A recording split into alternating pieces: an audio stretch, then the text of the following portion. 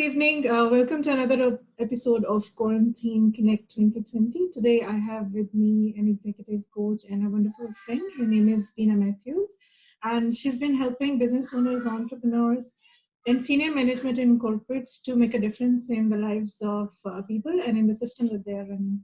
So, she's here with us to share some insights on how we can go ahead with our new goals in a new life that we have these days and excel at what we do without getting stressed or feeling depressed because of a change in the situation. So let's hear her thoughts. Hello, Bina. How are you? Hi, Nasheen. Thank you so much for having me on your show. You're welcome. I hope you had a good day today, and I'm glad you were able to make some time for us. Absolutely. My pleasure. So tell us about yourself first, Bina, because I know little and I was able to say little. Okay. So basically, I come from a background of communication in different fields, advertising, PR, journalism. And my last stint was almost 12 years in the corporate field as head of internal communications, before that PR. And through it all, the one constant was that I was always mentoring people and coaching, unofficially. So there, you reach that point in your life when you know you need to do something else. And I was blessed to find a very good training institute. So I went and trained as a coach and realized that's what I want to do full time. So I'm in my third year now of running my own management consultancy. And I do communication consulting. I'm a master executive coach, as you said, and I speak and train as well. So it's carrying over my communication. Yes. I carry my communication background, but now with all the toolkit that coaching has given me. Yeah, amazing. So till now, how many different entrepreneurs have you been able to help in these last 3 years? Quite a few, actually, Nausheen. And the funny thing is, I was just thinking the difference between when we look at somebody from the outside and then when you get to know their story, you realize that no matter which stage we are at our lives, we're all basically facing the same questions. Am I at the right place? Is there more I could be doing? Is there something else I should be doing? Or how could I get better? It's just the scale varies, but we're all asking the same questions. And we usually think, they've set up 4 or 5 companies, they're really set. I'm sure they don't undergo this, but they do. So, yeah. I have observed something similar. But I believe that answers are different. The questions might be same, but usually answers are different because each one of us have our own strengths and we have our own situations. And that makes a difference. Absolutely. And that's what I loved about NLP, is that it works on the premise that we have within us all the resources we need. So when I come and coach you, I am not going to come and tell you what to do because you know.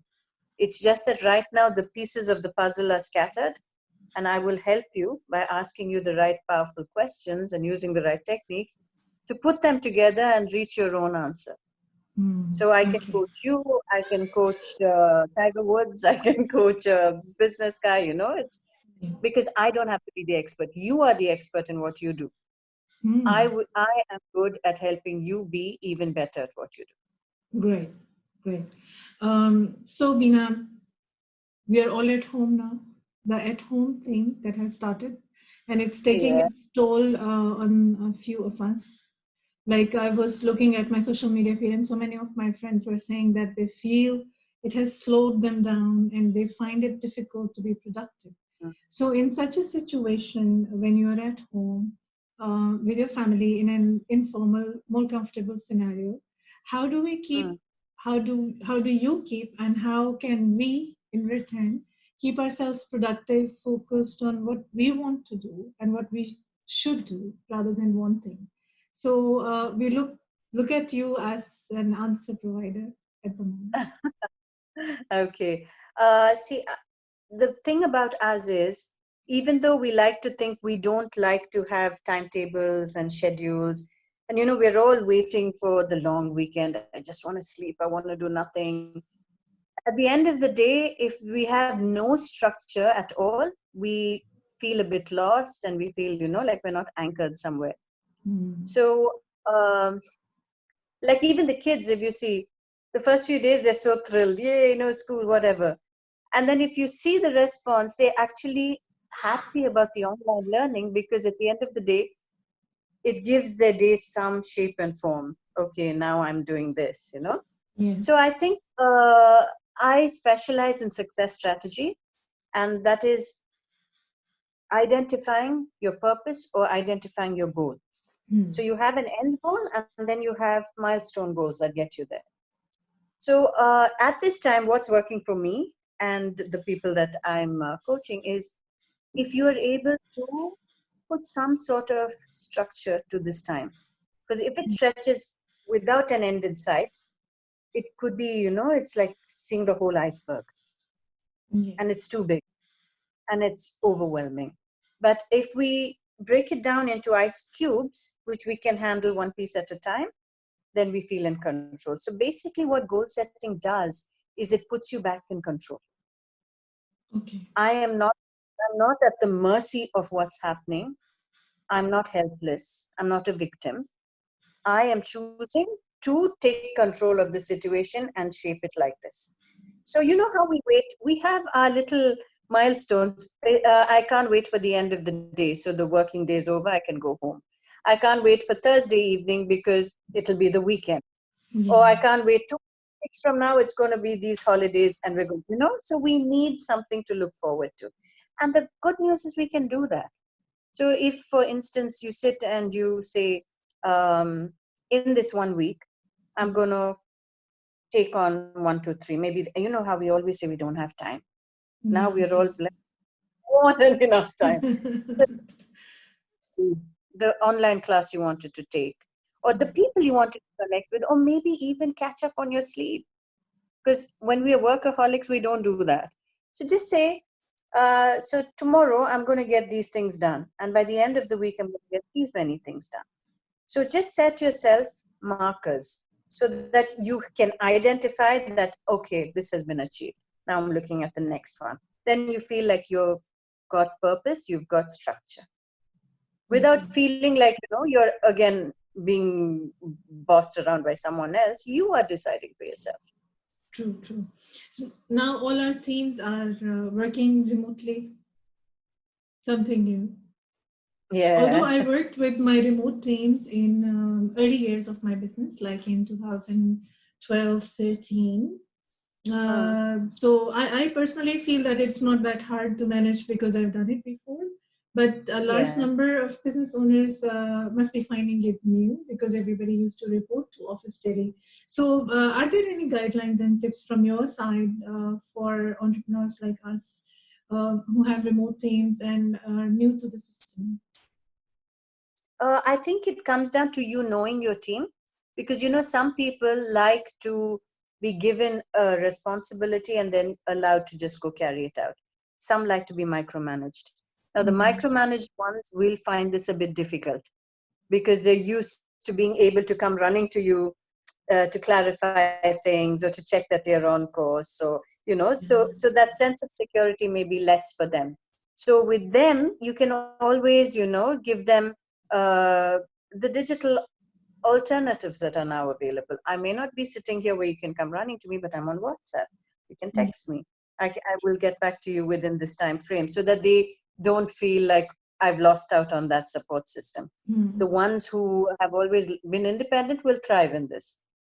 So I think it's, again, tailoring it to the individual team member. And team members' work style. Yes, exactly. Their personality, their work style. And then it always helps to have, maybe once a week at least, a session where all of you come online at the same time, just to make them feel part of the bigger whole. We're still a group. We still have each other.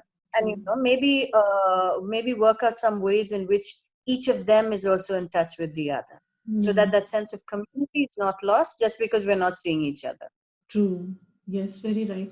Let me share my own experience. I used to send out emails in the evening to everybody of what's going to happen the next day and what are goals that we need to achieve. So each individual used to receive a set target that he has to complete the next day.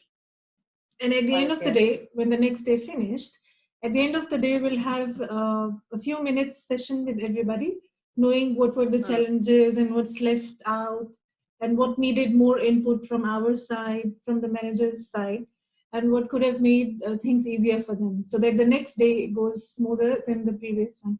So I believe that little bit of end of the day communication might also work very well in managing remote teams and helping the team work efficiently.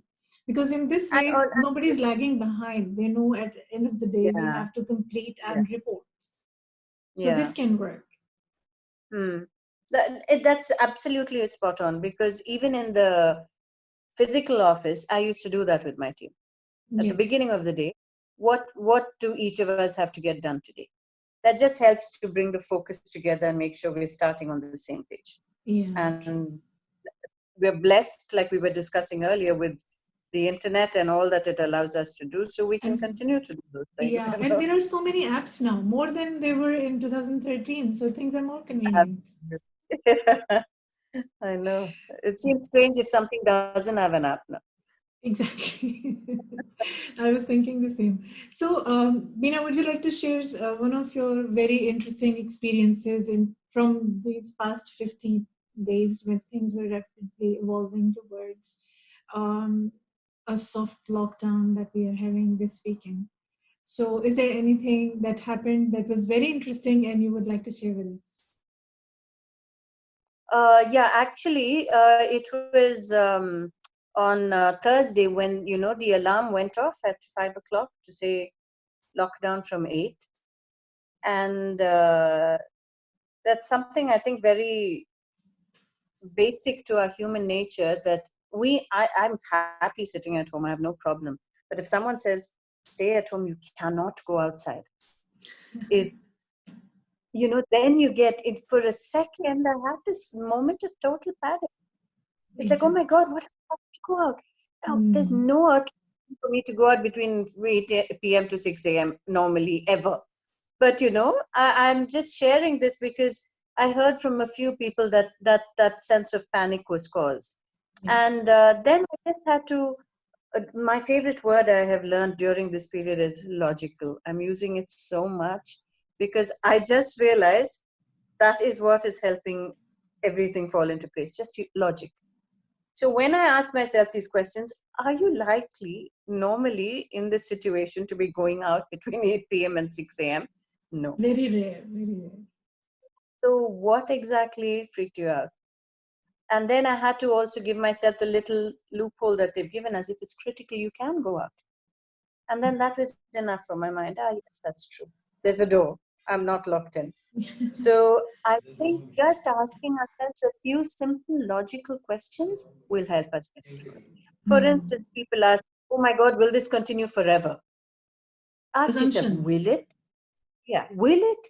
And then logically again, no, it won't. It can't. It's got a definite cycle. We've seen in China, the cycle ended, life resumed. We're in one phase of the cycle. We've got to go through it. It will end. So also it helps to change, like when we're using a camera, from switching focus to this foreground that may be a bit scary to us now, make this soft and switch to the background. What's going to come after this?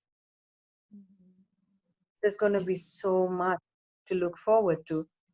How can I make sure that I use this time so that I'm ready to hit that time running? Agree, yes. So it's readiness. We need to prepare ourselves to brace for things and not to panic when something happens at the last moment. Yeah, to identify what could I be doing now so that when this period is over, I don't say, I wish I'd done it. I should have read that book when I had the time. Yeah. So identify what you could be doing now so that you have less regrets later. True. How is your family taking you while you're at home all the time? Mine is like very happy. It's really nice for everyone to be able to be. My dogs are very thrilled that the whole family is there together. They don't like it when anyone is out. Yeah. But yeah, I think it's such a blessing in a world where we're all running around doing our own things, and we don't really get to spend some quiet time together. Maybe True. nobody's talking to each other, but we're all just there. You're learning so much about each other. So like they call the jokes that keep saying there are going to be a lot of divorces and there are going to be a lot of at the end of this. I am not saying that it is all smooth sailing. Nobody can stay in a house 24/7 without getting on each other's nerves. Yes. Again, that only happens with the people you love. So Yes, it's true. True. just one part of the day, and then the rest of the day you've got to get to spend time that you're not going to once life gets back to normal. Yes, exactly. Yeah. I used to like leave home early morning, and sometimes it would take me the whole day, and I will reach home like 8 o'clock. Now things are different. So everybody's very relaxed and happy, Yes. of course, and they're getting the regular homemade food, which was not available before. Exactly. And it's really amazing. It makes a difference no matter how old your kids are. Because I Yes. know mine are quite a bit older than your son, but it still makes them happy. There is still that something about your mom going and making something for you. So Yes. it's Even if mom and has been very busy in the past, at least now she has the time to do things. it's because then again, if they didn't have a period without having so much of you, Yeah. this would not be a trait, no? Yes. So it's because they didn't have us all the time. Now it's like, oh wow. True, true, true. Yes. Is there any advice for budding entrepreneurs, people who just started, let's say, in less than a year, and were not expecting a complete controlled situation like this one? And now they might be thinking about how to generate their leads. So, is there a suggestion for young entrepreneurs from your side? The first year, as I discovered myself, is always hard. And it really helps when people who have completed that process are able to honestly share with people who are beginning the journey, so that you don't feel like, it's only happening to you, or what am I doing wrong? Why is it like this? The Yeah. first year is hard. And the first year is when you're building your base, you're building your credibility, you're creating awareness about yourself. So, considering that, I think this particular situation isn't going to hit you that hard, because, in fact, it gives you a lot of time to build a lot of content about yourself, True. to build a strong campaign, to let people know who you are. Because your real business is going to start in the second year. The first year, people are getting used to hearing your name and seeing you out there, and just getting familiar with you. Yes. And when you're running around chasing clients and doing this together, because we're all in all when we start, we're marketing, we're sales, we're CEO, we're Finance, everything. yeah. Everything. So this time it's a blessing. You can just sit and work on your content. I know that's what I'm doing. There's so many ideas I had which I never had the time to sit and implement or work on. And that's what I'm doing now. So if you work on that, get your presence built really at a good pace during this time, you're in a better place to go and reach your clients after this. True.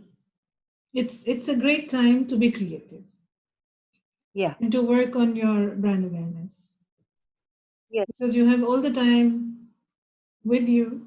You are in your comfort zone, your home, and then your loved ones are around you. You can take advice, or you can get on a call with a friend or a coach like Bina and get advice from her, and it's certainly going to help a lot. So yes, I agree with you. This is the time to create brand awareness and create a lot of content to educate people about what you do and how you can help them. And if you extend a helping hand to others, it definitely will bring the same back to you. So there is the solution. Without fail. Without fail. That's what I always say. You give and then you get. It True. doesn't work the other way around. Yes. So Bina, who are the, let's say, two most important people who have inspired you to become such a wonderful entrepreneur? Oh, that's a tough question. I would say my parents, especially my dad, He wasn't an entrepreneur, he ran an NGO actually, but he created in me this very clear sense of identifying my purpose, my higher purpose. Why am I here on this earth? What value do I add to anyone by just being here? And once you know what that is, then you have to follow through and you have to live it out. Yes. So I see this current role as me fulfilling that. So that was my main inspiration, because I didn't want to waste any more time in doing something when I'm feeling that it's lacking. It's not taking me towards where I should be, what I should be doing. And the second is the couple who trained me to be a coach. They've been training for 45 years. They worked with the developers of NLP actually. So they're really experienced. And the thing is, they don't just train and teach this as a business.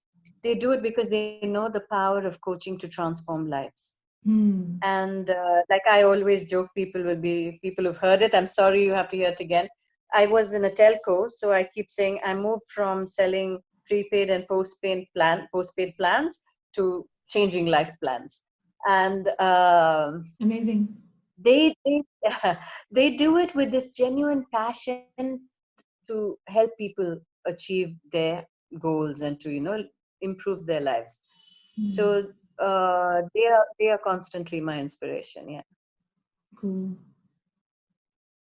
Bina, if anybody wants to reach out to you, do you have Instagram? Are you on social media? Yes. I'm on all social media channels. I made it very easy at Coach Bina, Bina. So yes. Same for Instagram and LinkedIn everything also. at Coach Coach Bina. Bina. Yeah, LinkedIn you'll find it Bina Mathews. Bina Mathews. Okay. And my website is coachbina.com. Perfect. It's been a pleasure communicating with you even before this. And thank you so much for taking out the time to be with me today and sharing all these insights that everybody will find certainly very useful. And have a good day. Thank you. Thank you so much for inviting me. I enjoyed it too.